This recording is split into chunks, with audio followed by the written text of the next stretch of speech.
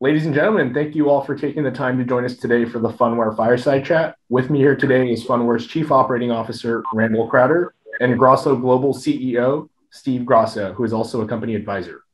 As a reminder, we will be hosting a Q&A session after the Fireside Chat, but if you would like to submit an inquiry, please send it through the chat function at the bottom of your screen. You're more than welcome to submit questions at any time during the Fireside Chat. As a reminder, this call will be recorded. With that said, I would like to hand the mic over to Steve. Steve, the floor is yours. Thank you so much, John, and thank you, Randall, for joining me today. And I think it's incredibly important for shareholders to understand the story about Phunware. But I'd be remiss, and you know I always do this whenever I'm in your presence. Give us a little bit of your background. Yeah, so I am fortunate enough to have people who trusted me enough to give me opportunities that I'm not qualified for. So that I think the pure entrepreneurial spirit is to find something that you think you want to make better, and then I actually quote Jimmy Chen a lot. So he's a really famous mountaineer and filmed Free Solo. If anybody's ever seen that crazy video of the guy climbing up El Capitan, but he always says, "Commit, then figure it out." And so I've always done that. So military background. So I went to West Point for undergrad, did the military thing after 9/11. So deployed a few times. Luckily, was fortunate enough to come home safe and sound. Got into angel investing, got into venture capital. But I've actually been around the Phunware story since the very beginning. So when I was doing angel investing, I actually met Alan Natowski and helped him with the first $1.5 million to start the company. And then did a career in venture capital, mostly around healthcare, health, technology. And then came back to the Phunware story in the last round before we went public, invested in that round, and then joined full time and never looked back. It's been a wild ride. I didn't think I'd ever give up being a VC, but I knew that if I found the right company solving a big enough problem with a big enough opportunity, I would do it. And so it's excited to be one team, one fight now. You're being incredibly humble, and when you look at the bio, and I think it's important just for people to get a basis of where you're coming from. So you did mention West Point. I don't know if you mentioned that you're airborne and Ranger qualified. I'm not sure you did that. I know you did mention that you developed an algorithm to be predictive of roadside bombs. So maybe just touch on that for a very brief segment, and then we'll get into the Phunware story. Yeah, and honestly, this is probably underscores a lot of the things I do in entrepreneurship, but also at Phunware. The best ideas sometimes come from the most unlikely places. So I was in a very kinetic unit. I was certainly not, stuck in somewhere doing Intel or doing computer science, but I'd always been pretty good with computers. And so, we kept getting hit. And quite frankly, I've always been a math guy, a numbers guy. And you start to see when you're going outside the wire every day, you start to see patterns and you start thinking, man, it's got to be a better way. Like our Intel was always crap. It was always late. And, every time we're like, how this is obvious, in hindsight, could we get a little bit more predictive with this? So I basically took every single piece of information that I could and then started building basically an algorithm around, taking into consideration everything. So weather patterns, religion, what other, operators were doing in the AO. And we actually, we increased our predictability by over 50% and decreased, how many times people were getting hit by over 30%, which is pretty exciting. I mean, it's like to actually be able to think about something, realize there's a problem, come up with a solution, and then see it enacted. And people kept using it long after, I left. So, hopefully I helped save some lives. I'm happy about that story. I'm unhappy that the Intel was not reliable. That doesn't make me happy. But you know what? It wasn't like it wasn't unreliable. It was just, and this is, I think, important as we think about Phunware, because everything Phunware does is so complex. And so what we always used to say in the Army is you got to be able to see the battlefield, and you got to be able to, think about every possible thing. I mean, you see it. I got my MBA at Macomb. You always do a SWOT analysis, or you're doing some sort of analysis of both internal and external forces. Our intel was being driven by only maybe 30% of the data. And so they were giving us the best they could, but they didn't have all the data. And we had very real, actionable data based on experience. Like we knew what the response would be from villagers to a civil affairs event, or what would happen in our AO because we're talking to our buddy in an entirely new AO who's doing an operation to clean a city, well, guess what? All the bad guys are going to come into your AO. You got to know that, because that's going to influence everything around you. And so being able to do that was, I think, the missing piece of why our intel wasn't complete. It wasn't tying together all of the possible data sets. So you're still going on the on a better looking Vin Diesel approach when you're looking for a restaurant reservation. So speaking about tying everything together, this is the question that I get asked, because people know I'm an advisor to Phunware. They ask me, what do you guys do? What's their agenda? What's their core competency? For the new investor, why don't you tie everything together, and then we could always drill down to the subsectors? I love that. And you're right. I think we are really at an inflection point right now. So I think it's important for people to understand the story, really think about it, not just the ticker, not just the memes, although I love a good meme, but really understand why we are the future of where things are going. We're ushering in another shift, especially in mobile. But it's bigger than mobile now. We just happen to be in a mobile first world that's quickly becoming mobile only. So everything is mobile. But if you think about Phunware, and I step back and I tie everything together, we've never pivoted. We've never changed. And so Phunware spent more than a decade helping large brands establish mobile ecosystems that are designed to better engage unique audiences. And we're doing that by ensuring that every interaction is contextual. That's this concept of MaaS, or multi-screen as a service. Then, by leveraging blockchain technology, we have an opportunity to deliver solutions that can not only authenticate and compensate who we're engaging, so put a pin in that, that's PhunCoin, but we can also incentivize that engagement with PHUNTOKEN. And what we're doing is we're giving consumers better control over their data, this concept of democratizing data, but owning your data, and we're giving you more control over your relationship with brands. The big buzzword there is a CDP, or customer data platform, huge business. In order to fully realize all of that potential, what we really want to do is commercialize a truly decentralized data economy. Now, to do that, we need a couple of things besides a kick-ass, over a decade of experience in this business and knowing exactly what we need to do. We need a persistent mobile-first connection. So we built that with PhunWallet. It's downloadable on iOS and Android. We also need the infrastructure for what's called an Oracle network.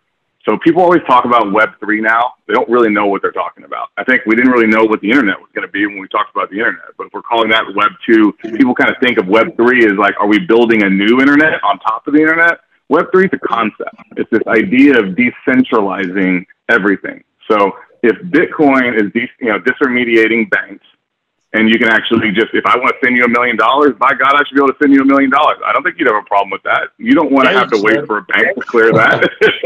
And so we want to do the same thing to data. If banks are the problem because they're sitting in the middle mucking everything up, we think data oligarchs like Facebook and Google are doing the exact same thing with data. And so what you need, that Oracle network, this ability to access data in a Web3 environment, you need hardware. And so you're going to need, think about Bitcoin. It only exists because somebody made investments in high performance computers. They put them in warehouses and they're running crazy computations and sucking up a bunch of power. Now, that becomes your own new central authority and possible point of failure. Well, what if you could take all of that computing power and distribute it all over the world? Hundreds of thousands, if not millions, of high performance computers running that create your own mesh. You don't need a data center anymore. You don't need Amazon data centers. You don't need Facebook's data centers. You don't need them in the middle. It's basically, democratizing data. And so this acquisition of Light allows us to have that infrastructure to be able to build that Oracle network. And then along the way, anytime we look at anything inorganic, we're looking at the financial impact and we're looking at the strategic impact. So that's the strategic impact. But the financial impact's pretty killer too. So, anything we're looking at right now is kind of 10 to 15 million top line that we know we can grow fast. We have a couple of supply chain relationships that we knew we had in the bag. That was always their biggest issue. And so we knew we could solve that. And then really it's just demand at this point. So we're just cranking some levers. And it's a really great audience, especially for the blockchain world, that we're kind of going to market with Light, because it's high performance computing, gaming, trading, streaming, mining, all of those are near and dear. You hear Jack Dorsey talking about it right now. He's trying to build a computer rig for Square. And, you know, this is, we were doing it before he was. So, you know, hey, he's just copying us. So we're doing something a little different this time around. And I'm getting, instead of waiting to the end, I thought it would be more relevant to have questions, you know, hit us as we're jumping around these different topics, so they have a basis. Yeah. So one of the questions was curious as to shareholder value between Phunware, AVCT, and CFVI. Are they a good trio going forward? Yeah, I'm not going to talk about other tickers. You know, there's a lot of, you know, speculation about, you know, just different tickers, different things. I know that we are, you know, I only exist to maximize shareholder value. You know, all the things we say and all the things we do, at the end of the day, that's the name of the game. You know, once you go public, that has to be your answer. That's what Alan's answer is. And so, you know, we think we're doing that. You know, 50% growth into Q3, over 100% growth into Q4 was the guidance we put out. You know, we had a $60 million war chest, you know, going into the end of the year. So, you know, I think a lot of people were worried about balance sheet concerns. That's no longer a concern. Our revenue growth ticking up, activity across our pipelines ticking up.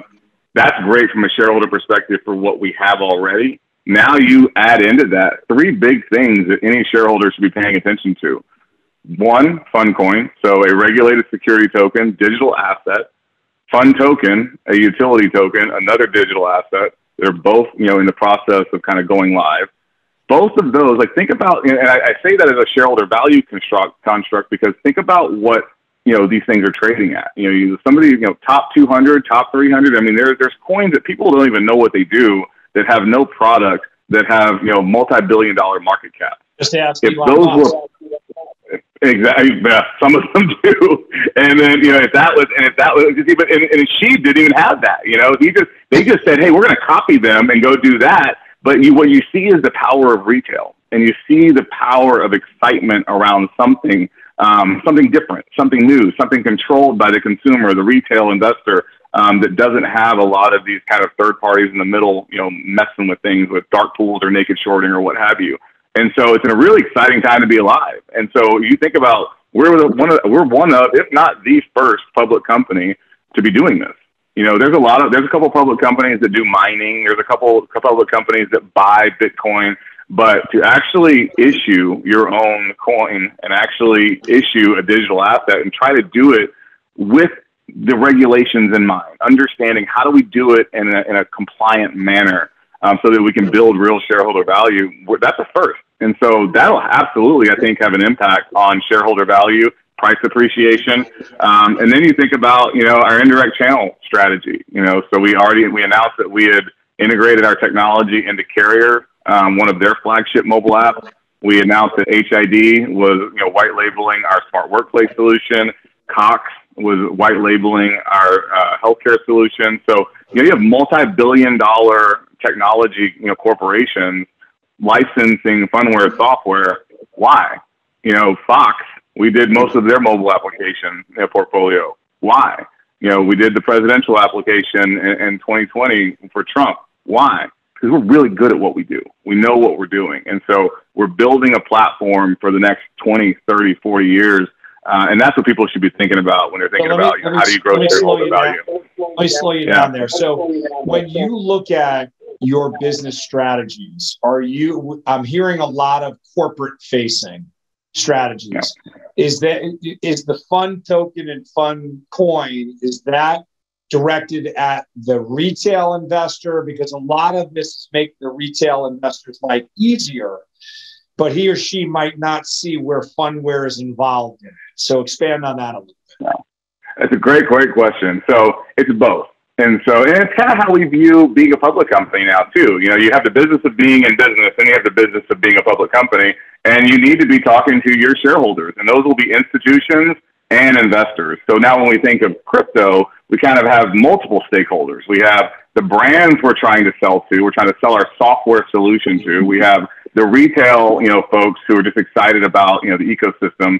And then we have, you know, institutional investors who are also going to be excited about the ecosystem. And so as you think about what we can do, let's say with like PHUNTOKEN, and I talk a lot about the cruise line example. So I want to be able to make crypto cool, but I want to make it easy too. And so most brands want nothing to do with wallet addresses and customer support and all the kind of, the friction that is in a new industry like blockchain. And so what we want to do is make that easy. So our whole business has always been designed around what we call software development kits. So just like we can integrate that location software into carriers' third-party mobile app, we can integrate our blockchain technology, that feature built on blockchain, into somebody else's app. So you can download, like, for example, let's say it was a cruise line. You could download their app. You could basically, say your dwell time in a casino. After 60 minutes, they want to start rewarding you with something. Our SDK makes that possible. So it's living inside of their app. To the customer, they can stay on brand, so they could get cruise coin, for example, just for doing something, or, hey, watch this video on an excursion, we'll give you some cruise coin. To the blockchain, it's just PHUNTOKEN. So you can basically use PhunWallet to manage your balance, and then if you want to eventually be able to go into something else, or go into an exchange, or take it off off chain, you can absolutely do that, and that's under your control. And the beauty for brands of that is they don't have to treat it as a liability anymore. So when you blockchain enable rewards, they don't have to actually hold it as a liability. And any large enterprise will tell you that's a huge headache for any loyalty and rewards program. So we want to solve that. And blockchains are very interesting technology that allows us to do that. And so we're really trying to serve, we're serving a lot of different folks in a lot of different ways. Some, retail, let's say consumers will come to us through PhunWallet, our own, native mobile application. Some will come to us through the enterprises that we work with, where we're integrating our technology into their applications so that they can get all the benefit of crypto. And then when they want to basically manage whatever they've earned, they come to us. So it's really a great sourcing mechanism where we can leverage not only what we're doing direct, but leverage basically all the customers of the enterprises we work with as well. So dare I say that, and obviously I'm a little biased, I'm getting a little feedback on my own voice here. So I think it might be your computer, maybe it's hitting the volume, but it's okay. It's still totally fine. So when this sounds like there's so many crypto coins and tokens that serve no purpose. This actually sounds like this is serving a purpose out of the gate, instead of developing a coin and then later on figuring out what the purpose would be. So that's number one. Number two, and you can stay light on that commentary, but I'm getting hit with a lot of questions because people are really interested in this. When does Phunware plan to release PhunCoin and PhunToken on a crypto platform?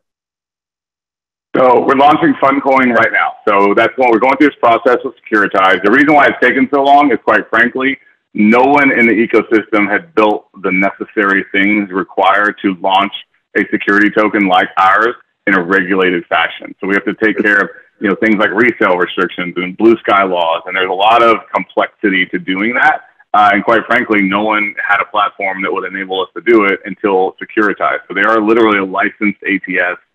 It's going to be hopefully kind of like the NASDAQ of blockchain, and that's going to be the future of this thing. We're kind of wild, wild west right now, but the people who want to get it right and do it right, they're going to be the ones that win in the long term. So that's all in process right now. We're basically onboarding everybody that we need to basically issue to first. And then once that's all done, we can kind of flip the switch and get live for trading. But we've told people that'll happen this quarter. PhunToken is a little different. For us, that ecosystem is live now. It's a soft launch. And so you can download PhunWallet right now. You can get an earning by taking surveys and doing cards. That's just how we test. But we're going to do rewarded video, rewarded survey, rewarded points of interest, being able to discover new brands. And so once that's all live, it'll start to grow even faster. But as it comes to trading, I think that's what most people talk about when they talk about launching. When it comes to trading, that's going to be something that is ultimately out of our hands. You'll see it probably show up on a decentralized exchange first, like we see Uniswap or SushiSwap. And then usually when you see volume and activity around a coin, a lot of the centralized exchanges will pick those up. But being a public company, that's not our game to go pay somebody to list us. But we did $6.5 billion of trading volume in a single day last year on NASDAQ. Once you see the volume in trading that we'll have in the crypto space, usually centralized exchanges, list you just because they want that volume. And for the attendees that are on the call right now, if they want any further information, they could go to Phunware's website and they could figure out how to stay in contact and up to date and on your Twitter feeds and et cetera, to figure out how that story is progressing. So another question has been, they actually got a couple on this topic. Have there been any supply chain issues with producing LTYE products, and have you begun any marketing initiatives to accelerate their growth? Yeah, so we are. We're just doing that now. So that we announced actually a couple weeks ago, 2 supply chain relationships that were pretty imperative for us to be able to manage all of the demand that we're seeing. And so, now that those are in place, we can really ratchet up that demand. So that's really exciting. So yeah, I think, as you see, whether it's Port of LA or China and all the things happening to COVID, having these relationships are 100% a massive competitive advantage for us for sure. Another one is how important, hang on one sec, how important is it for users with FunWallet installed on their devices to allow all permissions, locations, etc.? It's important to get as many features as you can and get as many rewards as you can. But I wouldn't tell you how you have to. That's going to be the game. It's like a Safe Pilot app or something for your insurance. Hey, I want you to turn on all your location permissions so I can give you a discount on your insurance because I'm going to monitor your driving. It's ultimately up to the consumer whether they think that's a fair deal or a good deal. And so I think that's what we want to be known for. We want to be transparent, tell you what we want, and then what we'll give you in return for it. And then you ultimately decide if that's valuable to you or not. We would obviously encourage people to turn on, as many permissions as possible. But certainly, it's going to be on our job to give them a lot of reasons to turn them on. So now the next one is based on international expansion. How has that been going? Has it been going, number one? And B, is there any idea about transferring your technology and figuring out how to be successful, whether it's Asia or Europe? What's that plan been going on? Because I can only imagine with the pandemic and people not wanting to get on planes and the communications over Zoom and everything else, is that something that you're looking at as far as your expansion?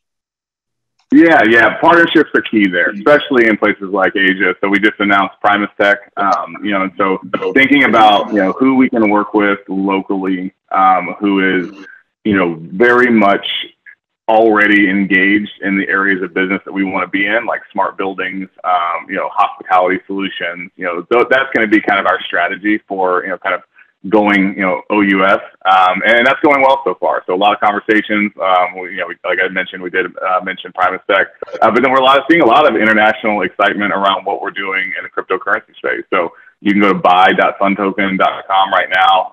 Korea seems to love it, and so a lot of people are interested in kind of what we're doing with PHUNTOKEN, since that's going to kind of be live and hitting the international community first. I think the security token market around Funcoin will take a little bit more time to kind of maturate and really get the volume and liquidity that we want to see. But we hope to lead the way. So can you just expand a little bit? Because I've seen the light personal computers and I've seen the tweets on them. And, when the average person is looking at Phunware, and you do an excellent job, but you eat, breathe, sleep Phunware. So is this something that they could actually mine for Bitcoin on? And, what's the overlap there, and what's the far out view, and then bring us up to the foreground on that? Yeah, I know I saw a note from my good friend Howard Halpin come across, so I'll try to answer this question as well. Our inorganic strategy will be consistent for the lifetime of Fun. We're always looking for things that are accretive. Right now, we happen to be looking for things that are kind of doing, maybe $10 to $20 million top line revenue that we can get that are kind of profitable. But that's kind of from a financial perspective. The other bucket is always going to be strategic. So what is strategic fit? And that gets to the second part of your question. For us, it's unfortunate, but I think we are, as a society, we kind of forget how hard things are. And we see people do things and they're, overnight successes that were 12 years in the making. The only reason software exists is at the pleasure of hardware. The only reason everybody's all jazzy about Bitcoin and excited about Bitcoin is somebody invested in a bunch of high performance computers, shoved them into a warehouse, and that made Bitcoin possible. The only reason we're all excited about video conferencing and, the web and all the cool stuff we can do streaming Netflix is, people like Amazon built massive data centers in the middle of nowhere, and they enable us to do all of these things. And so the need for hardware will always be prevalent, and that controls your value chain. If we want to really geek out, Google Oracle network, and more specifically, decentralized Oracle networks, you need to be able to, access all of this data in some form or fashion, and you can access it through a data center, or what we want to do, rather than have, 100,000, high performance, computers sitting in a data center somewhere, I'd rather have 100,000 high performance computers sitting all over the world in a decentralized way. So there's no central point of failure. And so that someone will do it. We think we have an opportunity to do it. But having that kind of mesh network, if you will, that, Web 3.0 new internet, where there's not one central point of failure, there's not one single data center, there's not one massive company controlling it, but it's the people. And it's people running, very high-end computers at home that allow us to access the Web 3.0 and allows Web 3.0 to access all the data that's in, Web 2.0.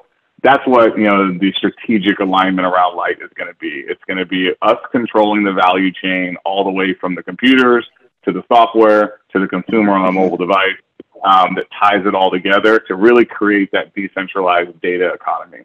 And that data economy today exists because of Amazon, Facebook, and Google. The only way it's going to exist in the future in a more democratized way is if all of those high performance computers that create that network, that infrastructure, are not controlled by any one company.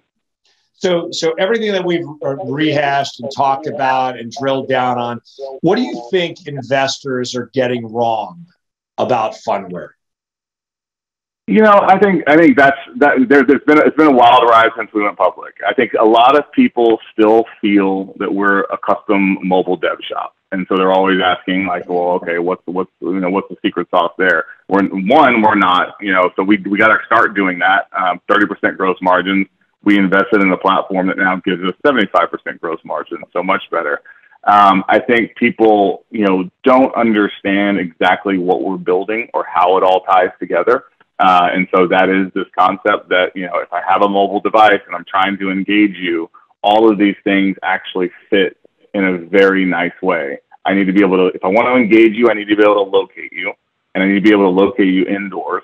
So Phunware has incredible location software. If I can find you, it sure does help me to know who you are and to authenticate who you are, PhunCoin.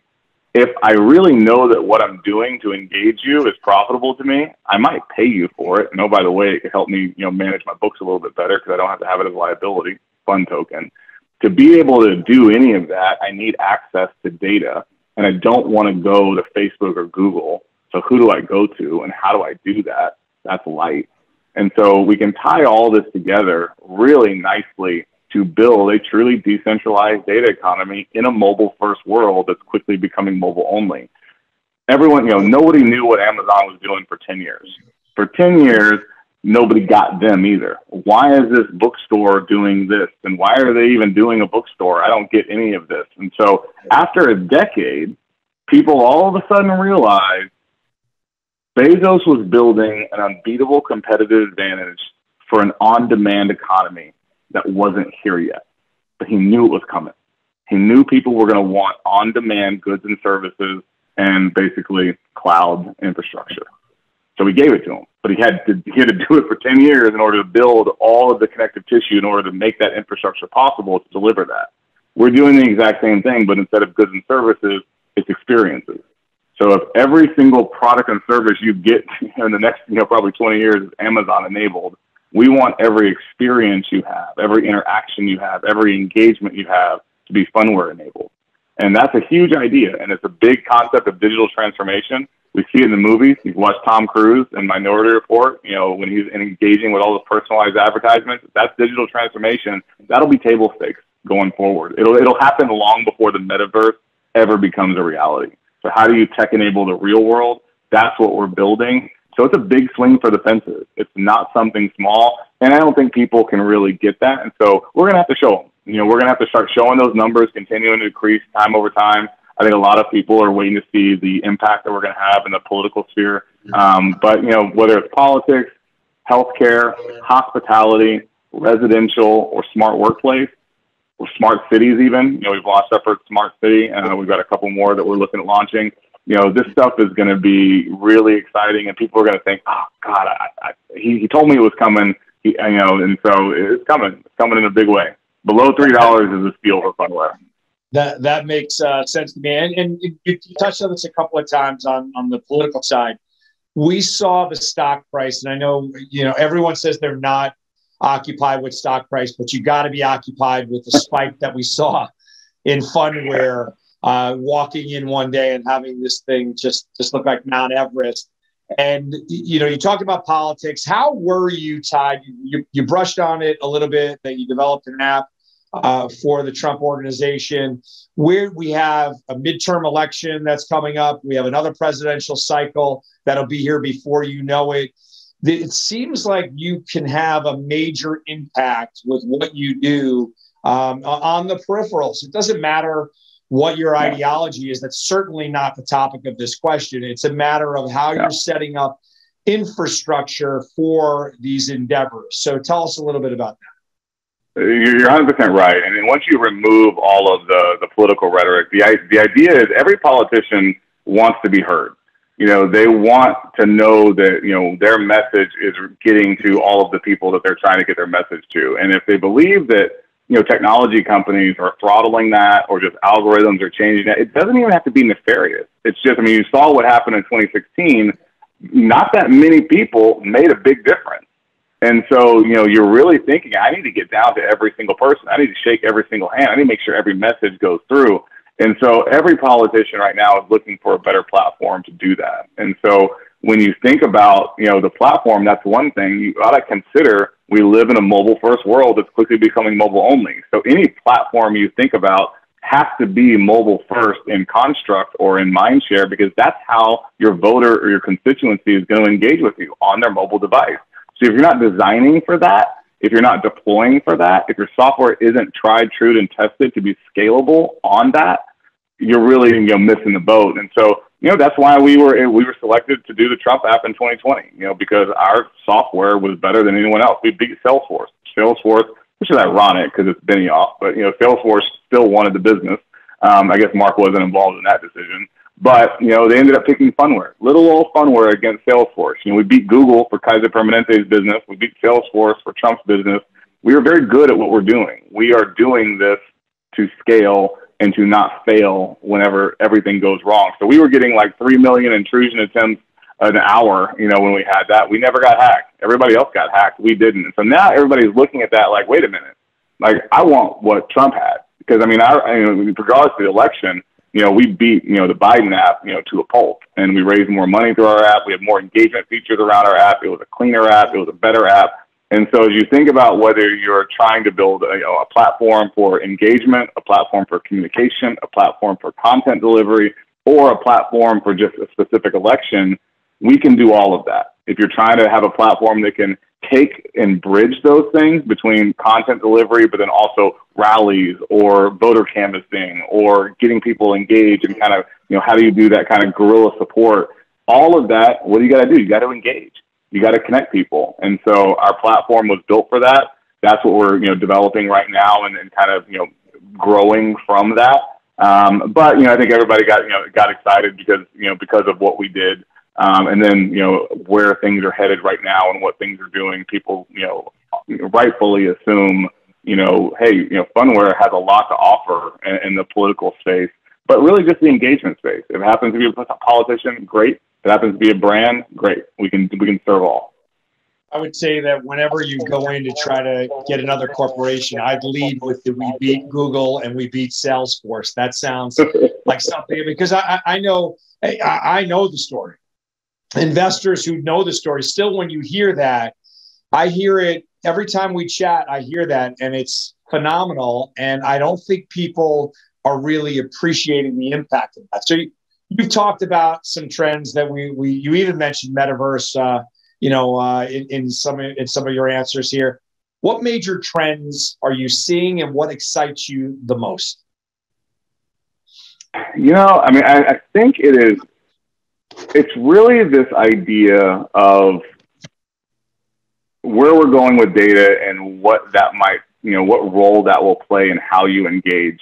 So for those people who don't know, we had this kind of thing called GDPR in Europe. It was all about kind of data, and privacy. And then we see this thing happen in California called CCPA. It's kind of the Consumer Protection Act.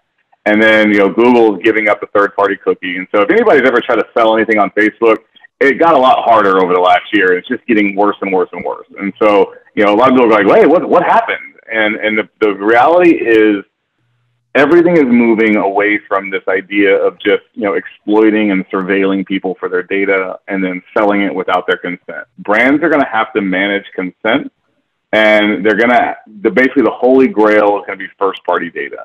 So there's a really unique opportunity to build this kind of decentralized data economy that we're talking about, where we put consumers first, and then we allow brands to engage directly with consumers and skip that middleman, and then allow brands and consumers to interact with each other, compensate consumers fairly, use blockchain to manage all of it. And I think that's going to be really telling. And if people aren't really understanding what I'm talking about, that'll be something they really need to learn quickly, especially if you're a large brand managing a large marketing budget. It's kind of like the IRS. You can get away with it for a while, but if they come knocking and they audit you, you better be able to have the right answers.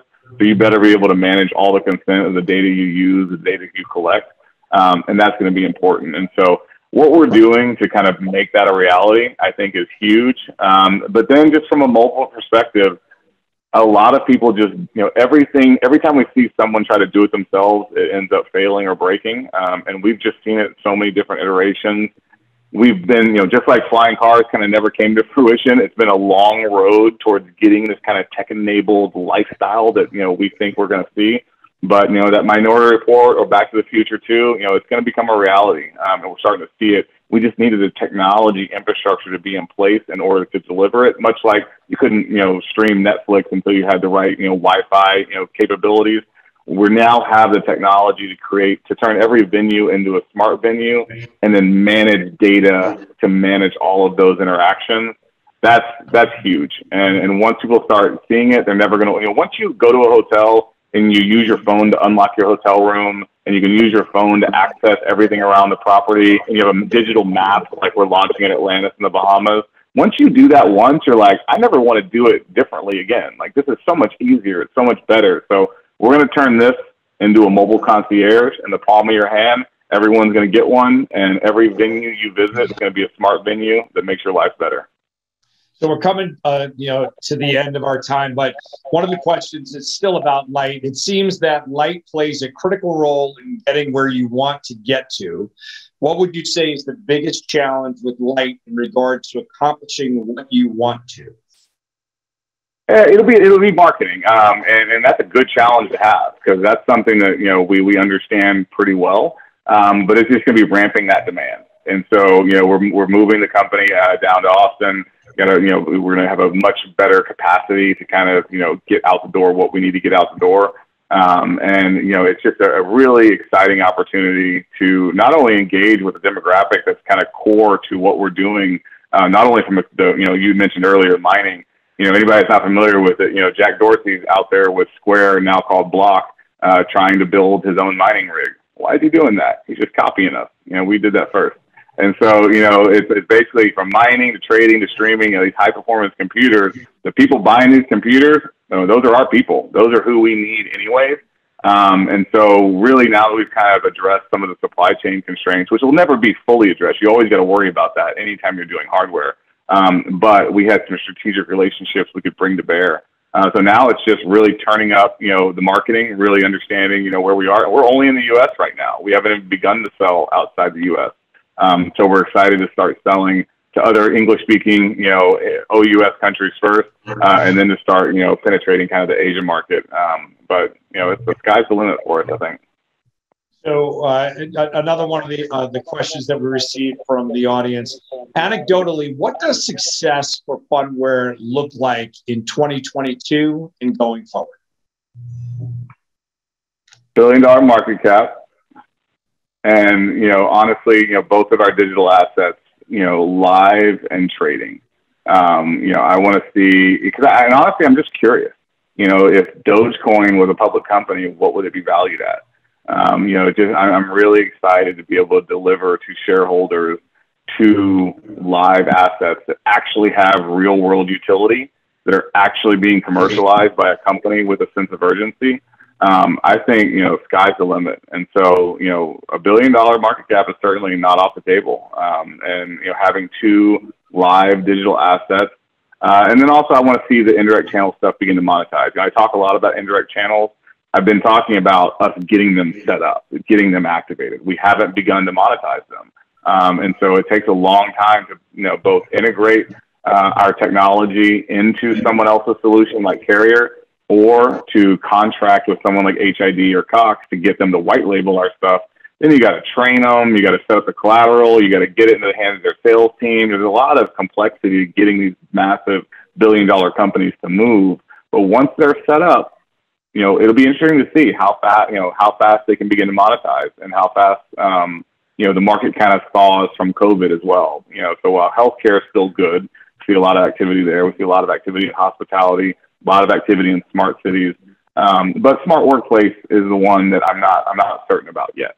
There's still a lot of folks who are like, we love what you do, and we're going forward, like Norfolk Southern. And there's other ones who are, I love what you do, but I don't know when we're going to be back in the office, so let's hold off until we can, really figure that out.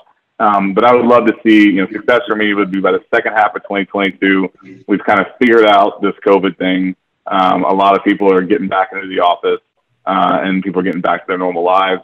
We're, trending towards $1 billion market cap, and we've got two live digital assets. So when you look at that journey for success, is it reasonable that we get there this year? I know that with your background, you're an up, around, over, through type human being, and you're disciplined. What needs to happen for people to realize the jewel that Phunware truly is? I don't even put it on them. I think that's on us. All we can do is continue to execute. All we can do, if you want everyone to like you, sell ice cream, don't be an entrepreneur. We have to, we have to weather the storm. For every person that likes us, or someone who hates us, or wants us to move faster, or wants us to tell them more, or do something different. This is a long-term game. Me and Alan have known each other, over a decade. Our average tenure for our C-suite is over 9 years. Average employee tenure is over 5. We've been doing this for a long time. We're not, swayed by challenges or obstacles. Everything that can be thrown at us has been thrown at us.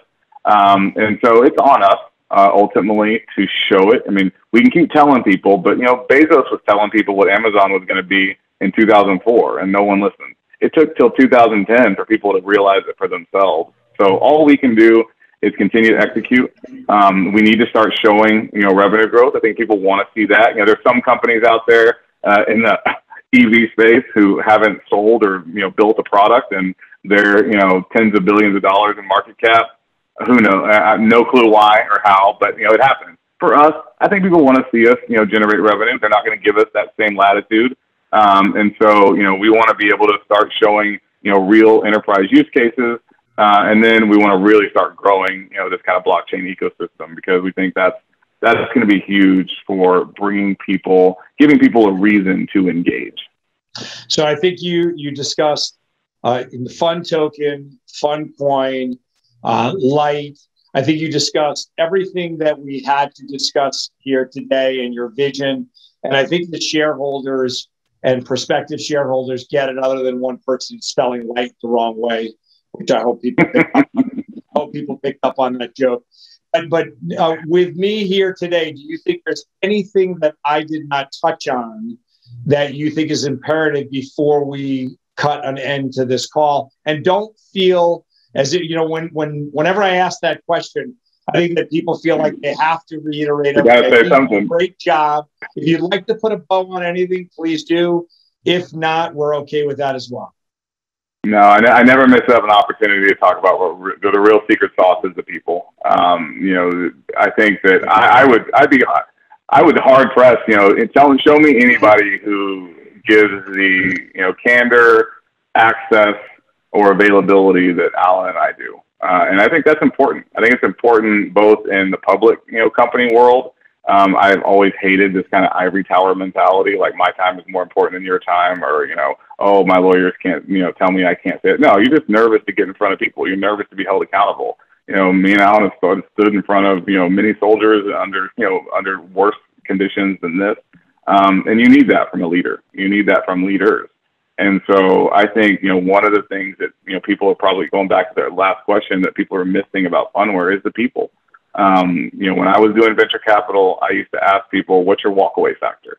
Is this something that, you see this with private equity, they'll pilot somebody in, parachute somebody in, and, they get a bonus, they get a salary. And if the company goes under, what do they care? They're on to the next thing. We've got real skin in the game. We've been doing this for a long time. This is something where you want entrepreneurs who will run through walls for you. And that's what you have in Phunware. You have, people all the way down to the last man and woman who are just killing themselves to build something pretty incredible. And if I was a shareholder, I'd be paying attention to that. Like, why does this feel different than the other companies I invest in? Do I have this engagement, or are they as active in these other companies that I'm engaged in? And so, that I think is something I'm really proud of, and I'm really proud to be part of this team. And it's why we're all still here and why we're not going anywhere. Even when it got hard, tough got going. So, I think, this is going to be an exciting year. It's going to be a transformational year, but we're just getting started. I think that's a great spot to leave it. I also want to tell everyone, because this was a successful endeavor for getting investors on this call, that they can hit us on Twitter, CC both of us, and ask follow-up questions, and you'd be happy to be accessible, as you said before, to those questions. I've been chatting with COO of Phunware, Randall Crowder. Thank you so much for your time. This has been Steve Grasso, Grasso Global. Thank you, everyone that took the time out of their day to jump on and ask these very thoughtful questions. Be well.